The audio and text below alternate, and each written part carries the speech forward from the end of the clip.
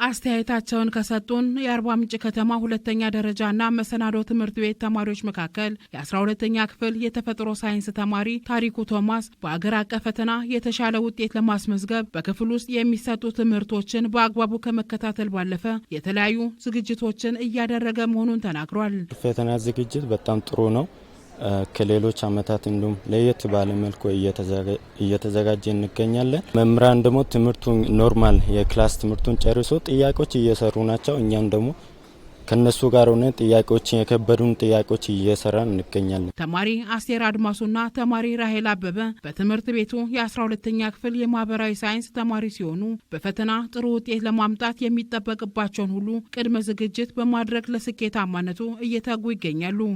10ኛ 11ኛና 12ኛ ሙሉ በሙሉ ኒው ካሪኩለም ከመሆኑ አንጻር መምህራንም ተማሪዎችም እኔንም ጨምሮ እየተዘጋጀን ነው ያለነው። የተዘጋጀሁት ያለው የራሴን በሚጠበቀው መልኩ ማለት እንዴት መስራት አለብኝ፣ እንዴት ማንበብ አለብኝ፣ ለራሳችን ኃላፊነታችን እንዴት የምንወጣ የሚለውን እየተዘጋጀው ነው። በትምህርት ቤቱ የጂኦግራፊ መምህር ማርቆስ ማጬና የባዮሎጂ መምህር ሙሉቀን ወልደሰንበት የትምህርት ይዘቶችን በብቃት በማጠናቀቅና በመከለስ ተማሪዎች በስነ ልቦና ዝግጁ ሆነው ያለምንም ፍርሃት ለፈተና እንዲዘጋጁ የበኩላቸውን እየተወጡ እንደሚገኙ ገልጸዋል። መደበኛ ክላስ እንሰራለን። በተጨማሪ ደግሞ ከሰዓት ቲዩቶሪያል እንሰጣለን ለተማሪዎች 1 ሰዓት። ከመደበኛ ክላስ ስራ ውጪ ነው። ልጆች ከበዳቸውን የመረጡት ካለፉት ግሬድ ከ11 ሊሆን ይችላል፣ ከ10 ሊሆን ይችላል፣ ከ9 ሊሆን ይችላል። ክለሳ እናደርጋለን ማለት ነው። ለተሻለ ውጤት ልጆች እንዲበቁ የበኩላችን ድርሻ እየተወጣን ነው። ተማሪዎች ቀጣ በኦንላይን ገብተው ኦንላይን ተፈትነው በሰዓት አጀስትድ የሆነ ነው። ለኩረጃ ተጋላጭ አይደለም። ተማሪዎች የልቦና ዝግጅት በቃ ልቦናቸው የተረጋጋ እንዲሆን ትልቅ ሚናን የተጫወተ ምንድነው የኦንላይን ፈተናው።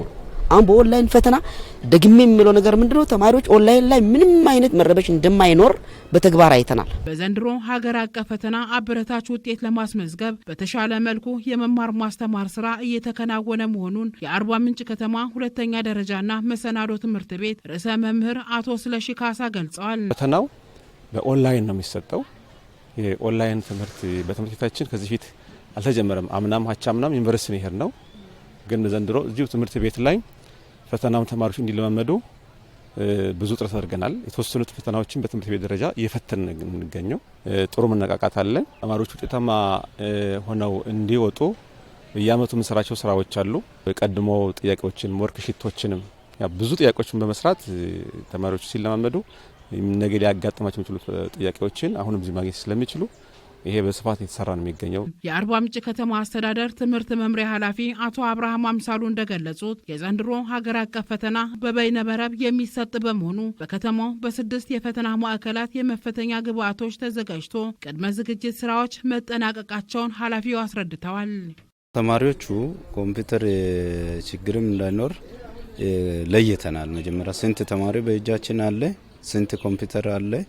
ኮምፒውተር ብቻ ሳይሆን ኢንተርኔት ኮኔክሽኑ ጀነሬተር ያለው ክፍል ኮምፒውተር ጥምርታው፣ ኮምፒውተር ተማሪ ጥምርታው፣ ኮምፒውተር የመሸከም አይስኮሪያ 3ና ከዛ በላይ ኮምፒውተር፣ ኢንተርኔት መጠኑ፣ ስፒድ መጠኑ ይሄን ሁሉ በባለሙያዎቹ እገዛ ተደርጎ ጥናት ከተደረገ ወዲህ ነው 6 የፈተና ማዕከላትን የለየ ነው።